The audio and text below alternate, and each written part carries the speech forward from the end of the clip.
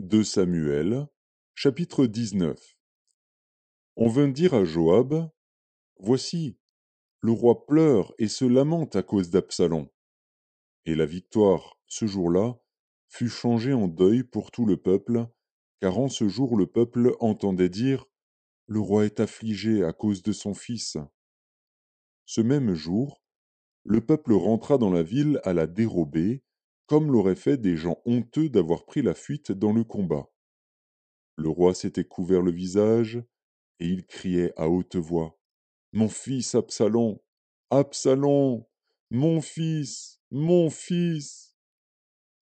Joab entra dans la chambre où était le roi, et dit, Tu couvres aujourd'hui de confusion la face de tous tes serviteurs, qui ont aujourd'hui sauvé ta vie, celle de tes fils et de tes filles, celle de tes femmes et de tes concubines. Tu aimes ceux qui te haïssent et tu hais ceux qui t'aiment, car tu montres aujourd'hui qu'il n'y a pour toi ni chef ni serviteur. Et je vois maintenant que, si Absalom vivait et que nous fussions tous morts en ce jour, cela serait agréable à tes yeux. Lève-toi donc, sors, et parle au cœur de tes serviteurs, car je jure par l'Éternel que, si tu ne sors pas, il ne restera pas un homme avec toi cette nuit. Et ce sera pour toi pire que tous les malheurs qui te sont arrivés depuis ta jeunesse jusqu'à présent. Alors le roi se leva, et il s'assit à la porte. On fit dire à tout le peuple, Voici, le roi est assis à la porte. Et tout le peuple vint devant le roi. Cependant Israël s'était enfui, chacun dans sa tente.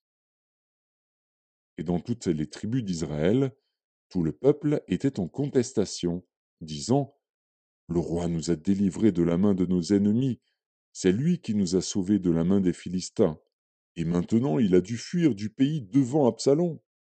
Or Absalom, que nous avions oint pour qu'il régnât sur nous, est mort dans la bataille.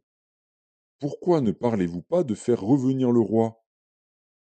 De son côté, le roi David envoya dire aux sacrificateurs Tsadok et Abiatar, Parlez aux anciens de Juda, et dites-leur, Pourquoi seriez-vous les derniers à ramener le roi dans sa maison? Car ceux qui se disaient dans tout Israël étaient parvenus jusqu'au roi. Vous êtes mes frères, vous êtes mes os et ma chair. Pourquoi seriez-vous les derniers à ramener le roi? Vous direz aussi à Amasa, N'es-tu pas mon os et ma chair? Que Dieu me traite dans toute sa rigueur, si tu ne deviens pas devant moi pour toujours chef de l'armée à la place de Joab. David fléchit le cœur de tous ceux de Juda, comme s'ils n'eussent été qu'un seul homme. Et ils envoyèrent dire au roi, Reviens, toi et tous tes serviteurs. Le roi revint et arriva jusqu'au Jourdain. Et Juda se rendit à Gilgal, afin d'aller à la rencontre du roi et de lui faire passer le Jourdain. Chiméi, fils de Guéra, benjamite, qui était de Bachurim, se hâta de descendre avec ceux de Juda à la rencontre du roi David. Il avait avec lui 1000 hommes de Benjamin et Tsiba, serviteurs de la maison de Saül, et les 15 fils et les 20 serviteurs de Tsiba. Ils passèrent le Jourdain à la vue du roi. Le bateau, mis à la disposition du roi, faisait la traversée pour transporter sa maison. Et au moment où le roi allait passer le Jourdain, Chiméi, fils de Guéra, se prosterna devant lui. Et il dit au roi, Que mon Seigneur ne tienne pas compte de mon iniquité, qu'il oublie que ton serviteur l'a offensé le jour où le roi mon Seigneur sortait de Jérusalem, et que le roi n'y ait point égard. Car ton serviteur reconnaît qu'il a péché. Et voici, je viens aujourd'hui le premier de toute la maison de Joseph à la rencontre du roi mon Seigneur. Alors Abishai, fils de Tseruja, prit la parole et dit, Chiméi ne doit-il pas mourir pour avoir maudit loin de l'Éternel? Mais David dit, Qu'ai-je à faire avec vous, fils de Tseruja? Et pourquoi vous montrez-vous aujourd'hui mes adversaires? Aujourd'hui ferait-on mourir un homme en Israël? Ne sais-je donc pas que je règne aujourd'hui sur Israël? Et le roi dit à Chiméi, Tu ne mourras point. Et le roi le lui jura. Méphibosheth, fils de Saül, descendit aussi à la rencontre du roi. Il n'avait point soigné ses pieds, ni fait sa barbe, ni lavé ses vêtements, depuis le jour où le roi s'en était allé jusqu'à celui où il revenait en paix. Lorsqu'il se rendit au-devant du roi à Jérusalem, le roi lui dit, Pourquoi n'es-tu pas venu avec moi, Méphibosheth? Et il répondit, Ô roi mon seigneur, mon serviteur m'a trompé, car ton serviteur, qui est boiteux, avait dit, Je ferai seller mon âne, je le monterai, et j'irai avec le roi. Et il a calomnié ton serviteur auprès de mon seigneur le roi.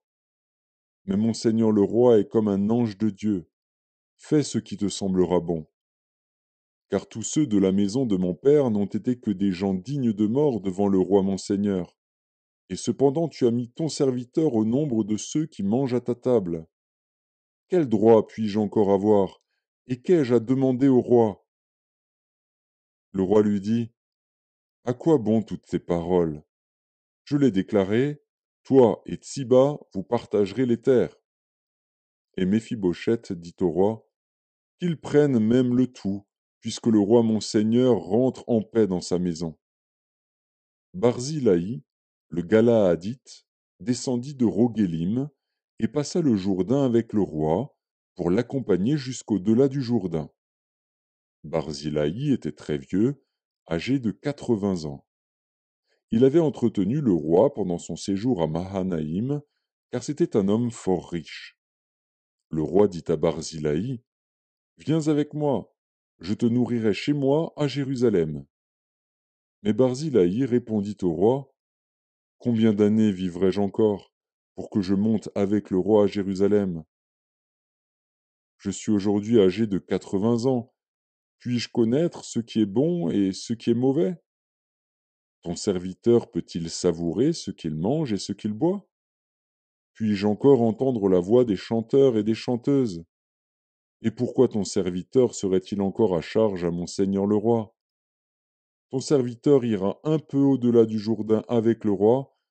Pourquoi, d'ailleurs, le roi m'accorderait-il ce bienfait?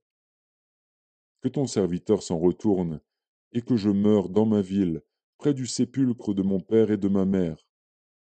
Mais voici ton serviteur Kimham, qui passera avec le roi mon seigneur, fais pour lui ce que tu trouveras bon.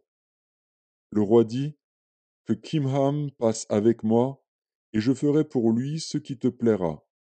Tout ce que tu désireras de moi, je te l'accorderai. Quand tout le peuple eut passé le Jourdain et que le roi l'eut aussi passé, le roi baisa Barzillai et le bénit. Et Barzillai retourna dans sa demeure. Le roi se dirigea vers Gilgal, et Kimham l'accompagna. Tout le peuple de Juda et la moitié du peuple d'Israël avaient fait passer le Jourdain au roi. Mais voici, tous les hommes d'Israël abordèrent le roi et lui dirent, Pourquoi nos frères, les hommes de Juda, ont-ils enlevé et ont-ils fait passer le Jourdain au roi, à sa maison et à tous les gens de David? Tous les hommes de Juda répondirent aux hommes d'Israël, C'est que le roi nous tient de plus près. Et qu'y a-t-il là pour vous irriter? Avons-nous vécu aux dépens du roi? Nous a-t-il fait des présents?